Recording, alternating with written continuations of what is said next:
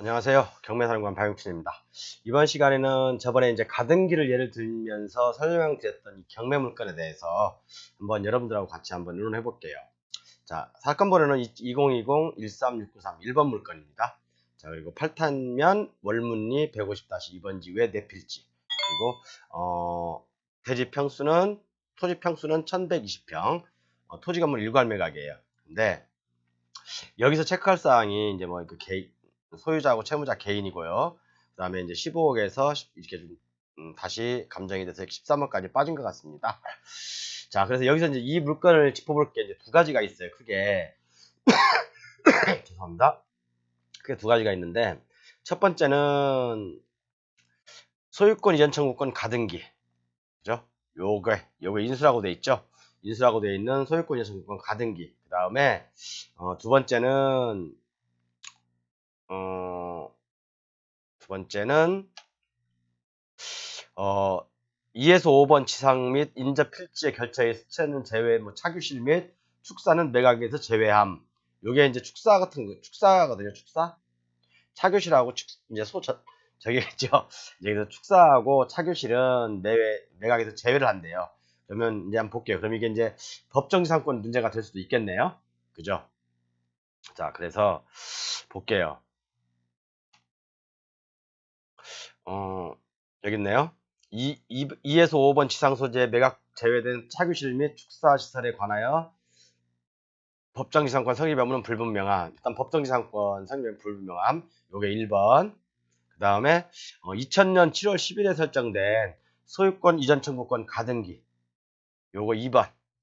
자, 두 가지 문제만 해결하면 이 물건을 낙찰받을 수 있겠네요. 그렇죠. 자, 그래서 소유권 이전 청구권 가등기. 요것은 제가 뭐라고 했죠? 자, 이 계약 당시가 2000년이잖아요. 자, 이거 기준으로 해서 자, 2000년 7월인데 이 시점으로부터 10년 이내에 매매, 예약, 완결 의사를 표시하지 않으면 이 가등기는 소멸된다고 했죠. 그런데 매매 예약 완결 의사를 표시하면, 그죠? 매매 예약 완결 의사를 표시하면 이 시점으로부터 이 의사 표시한 시점부터 다시 10년간, 그러니까 이 10년이 된 시점, 2010년에, 그러니까 예를 들어서 표시했다고 해요. 표시했다고 해도 7월에, 그러면 여기서부터 표시했다고 하는 시점부터 다시 10년 이내, 그죠? 그러면 2020년 7월이 되겠죠. 7월 20일 날 되겠죠. 7월 20일 날까지 본등기를 하지 않으면 이 소유권 이전 청구권 가등기는 소멸한다. 제가 이렇게 말씀드렸죠. 그러면 자, 이 가등기의 문제는, 소유권 이전 가등기의 문제는 아시겠죠? 제가 설명 안 드려도요.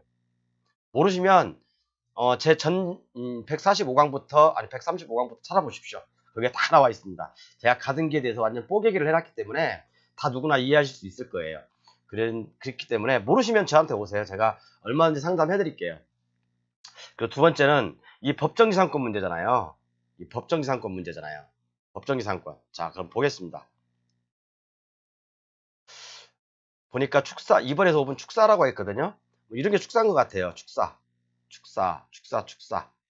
그죠? 축사가 지금 이렇게, 이건 매각 포함이고요. 매각에서 제외된 이런 축사들이 지금 이렇게 있어요. 이렇게 있는 것 같아요. 축사가. 그죠? 이렇게 축사가 있는데, 자, 여러분, 우리가 여기 하나 짚어볼게요. 해체가 용이하거나, 그죠? 이동이 용이한 물건들은 법정이상권 성립되겠습니까? 안 되겠습니까? 안 되겠죠? 그 대표적인 예가 바로 컨테이너 박스죠. 컨테이너 박스가 하나 있는데 여기서 살림을 하고 있다 하더라도 이동이 용이하고 해체가 용이하기 때문에 이것은 법정이상권 성립 안 됩니다. 그런데 자, 법정이상권 설립하려면 최소한 민법에서 요구하는 기둥과, 그죠? 지붕과 벽이 있어야 되잖아요. 그죠? 이 축사 같은 경우는 기둥은 있어요. 기둥은 있고 지붕도 있어요. 그런데 이 바람을 막아줄 수 있는, 비바람을 막아줄 수 있는, 눈보라를 막아줄 수 있는 벽이 없네. 그죠? 그럼 이게 과연 민법에서 얘기하는 건물일까? 라는 걸 한번 생각해 봐야 되겠죠. 축사가, 벽이 있는 축사가 법정지상권이 성립한다는 대법원 판례는 있어요.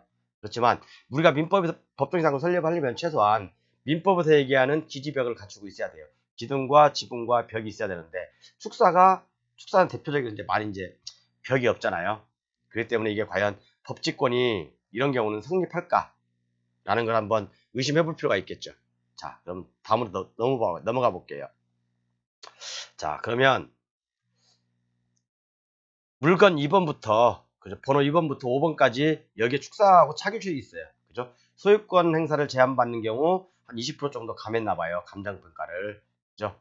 20%를 감했기 때문에 자, 그러면 2번, 3번, 4번, 5번 땅. 그러니까 요게 전체 면적의 거의 뭐 한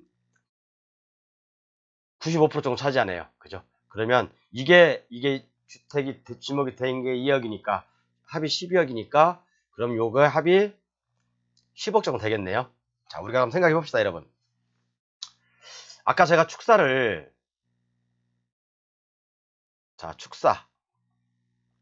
축사가 법정상권 설립하려면 최소한 민법에서 얘기하는 기둥과 지붕과 벽이 있어야 되는데 이 벽이 있는 이유는 뭐겠어요? 비바람, 눈보라, 바람으로부터 사람을 보호해야 될 거 아닙니까? 그렇죠? 그 안에 있는 걸 보호해야 되잖아요. 그렇기 때문에 벽이 있어야 되는 거예요. 그래서 민법에서 요구하는 최소한의 건물은 이런 것입니다. 그런데 위에서 본 축사는 벽이 없죠. 그러면 해체가 용이할 수도 있겠죠. 그렇죠? 해체가 용이할 수 있잖아요. 자, 그렇게 본다면 법정지상권이 성립 안 할 수도 있어요. 그러나 우리는 만에 하나 털끝만큼의 그죠? 위험을 감수할 수 있는 경우를 감안해야 되기 때문에 자, 그냥 법정지상권 성립한다고 인정을 해요. 자, 법정지상권 성립한다고 인정을 합시다.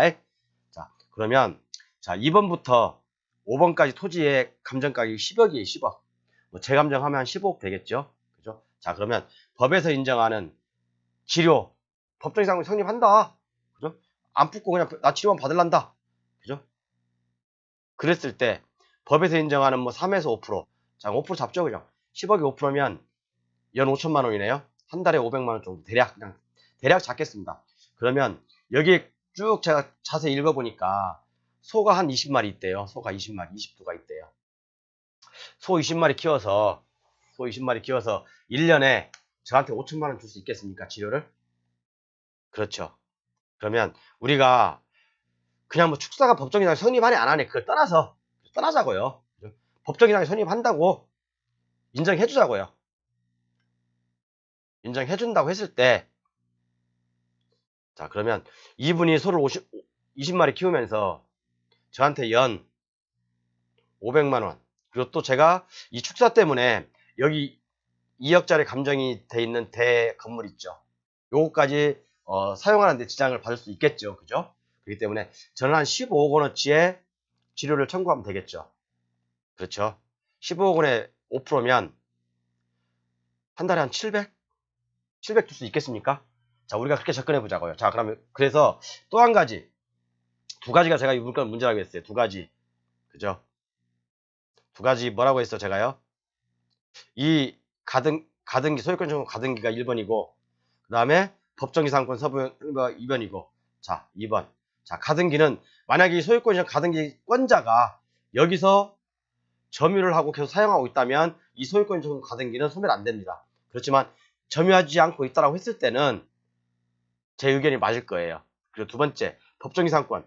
뭐 벽이 없어요. 벽이 없지만 뭐 법정 성립한다고 우리가 인정합시다. 그러면 우리는 지료청구로 가야 되겠죠. 자, 10억 투자해서 내가 봤을 때 유찰 될 거예요, 이거요. 유찰 될 겁니다. 물론 제가 이렇게 강의를 하면 대부분 다 또 누군가 낙찰을 받더라고요. 좀 제발 저한테 와서 상의 좀 하고 수수료 조금 주고 상의 좀 하고 낙찰 받아가세요. 그런데 법정이상을 인정한다고 하더라도 한 달에 한 700 정도 치료받을 수 있겠죠. 어마어마한 수익이죠, 여러분. 자, 저는 그래서 이 물건 해답을 갖고 있는데 궁금하신 분은 저한테 오시면 제가 친절하게 상담해 드릴게요. 네, 감사합니다.